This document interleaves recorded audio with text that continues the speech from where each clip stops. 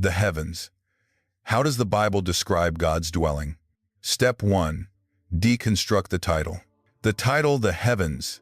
How does the Bible describe God's dwelling? Promises to unravel a profound mystery at the heart of biblical cosmology. To fully address this, my script must fulfill several core tasks. Define the heavens. Explore the multifaceted understanding of the term heavens within biblical texts, moving beyond a simple singular concept. Locate God's dwelling. Identify and analyze the various scriptural passages that describe or allude to God's specific abode. Detail the description.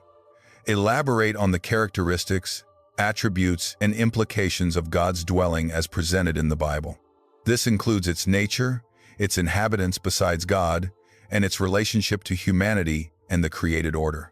The script will meticulously address each of these components, drawing on historical context, textual analysis, and theological reflection. Step 2. Build the script. Part 1. Introduction, planting the seeds of mystery. The flickering flame of a single candle casts long, dancing shadows across ancient texts, their parchment pages whispering tales of creation, prophecy, and the divine. For millennia, humanity has gazed upwards, seeking answers in the vast expanse above. We name it the sky, the cosmos, the firmament. But what did the ancient writers of Scripture call it? And more profoundly, when the Bible speaks of the heavens, what exactly is it describing? Is it a single place, a layered reality, or a metaphor for something far grander, more mysterious? Tonight, by candlelight, we embark on a journey not through the stars, but through the sacred texts themselves, to uncover how the Bible, in its layered wisdom, describes the very dwelling place of God. Prepare to look beyond the veil, to glimpse the celestial realms as envisioned by prophets and apostles, and to ponder the implications for our own earthly existence. Part 2. The Deep Dive, a journey of discovery. To truly grasp the biblical understanding of the heavens, we must first shed our modern, scientific lenses and step into the ancient Near Eastern worldview. For the biblical authors, the cosmos was not a boundless void, but a structured, often layered reality.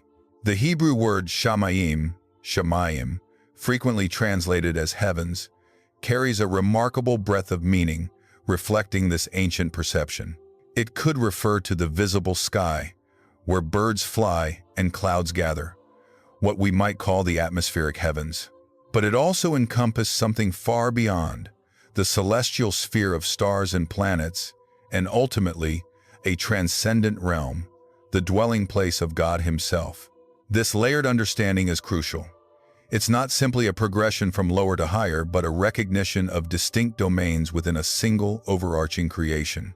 The firmament, often described as a solid dome separating the waters above from the waters below, was a key feature in this ancient cosmology, setting the stage for subsequent revelations about divine presence. This context helps us understand why different biblical passages might seem to describe heavens in varying ways. They are often referring to distinct layers or aspects of this grand divine architecture. With this context in mind, let us turn to the scriptures themselves, seeking the textual evidence for God's dwelling.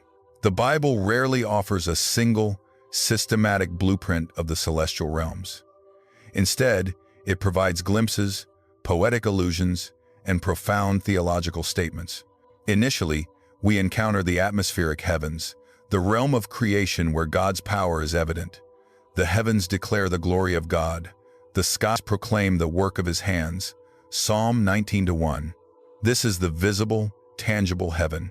Yet, even here, a sense of transcendence pervades. But the Bible quickly moves beyond the mere physical. We read of God looking down from heaven, Psalm 33-13, 1:4, and hearing from heaven, 1 Kings 8:30, indicating a distinct location from which He operates. This points to a transcendent heaven, a place where God's throne is established. The Lord has established His throne in heaven, and His kingdom rules over all, Psalm 103-19. This heaven is not just a concept but a place of ultimate authority and governance. Perhaps the most explicit descriptions of God's dwelling come from visionary experiences. Isaiah's call, for example, paints a vivid picture.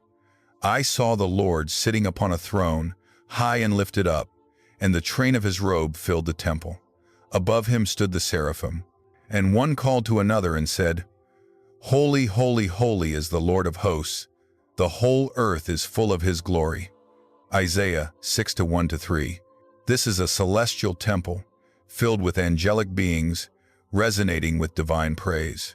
It is a place of absolute holiness and sovereign power.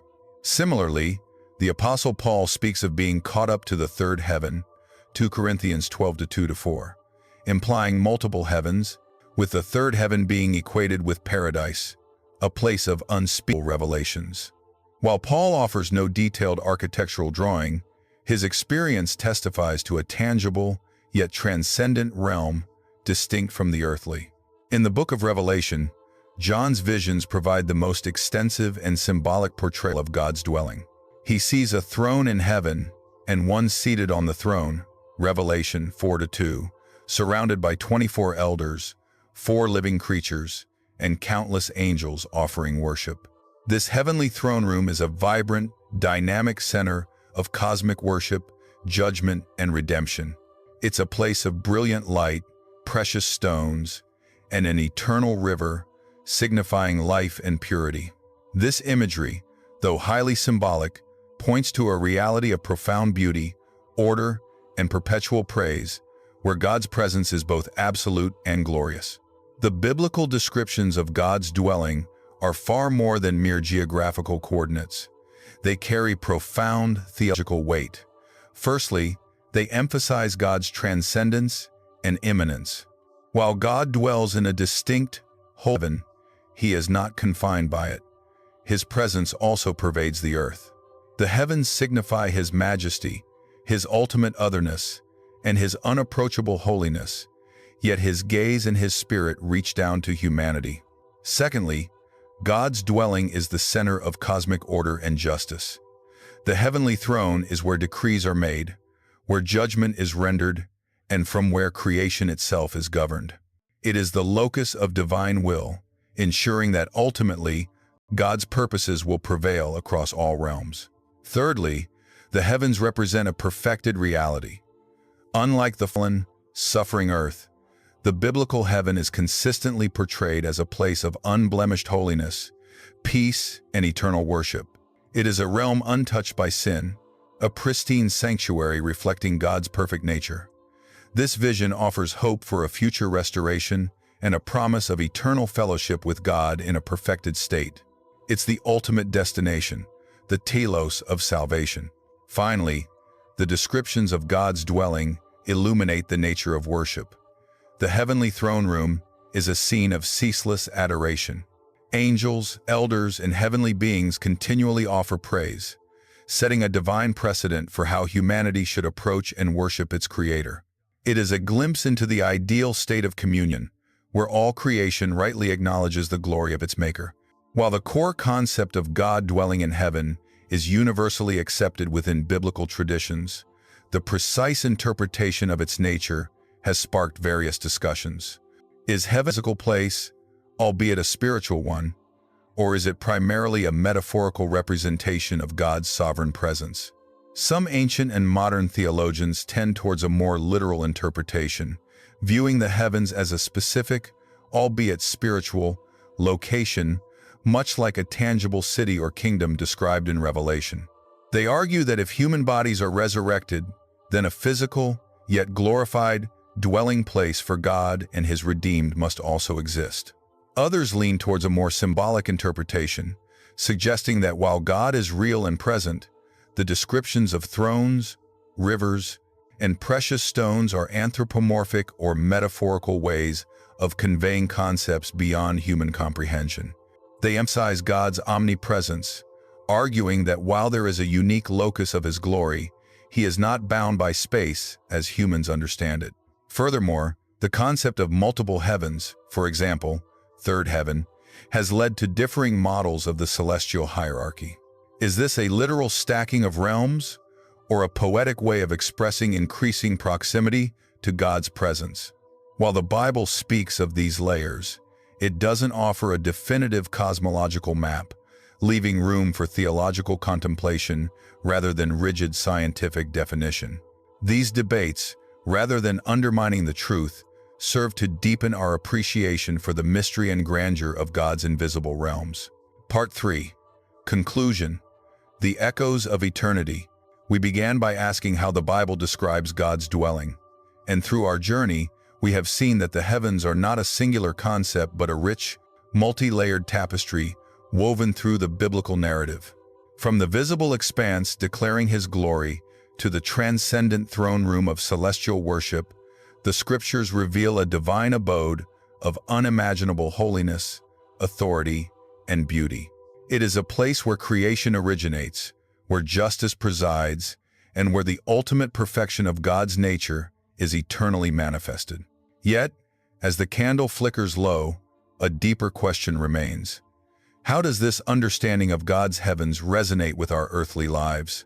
Does the knowledge of a transcendent, perfect dwelling above simply offer escapism, or does it call us to something more? Perhaps the biblical descriptions of heaven are not merely blueprints of a distant realm, but profound invitations.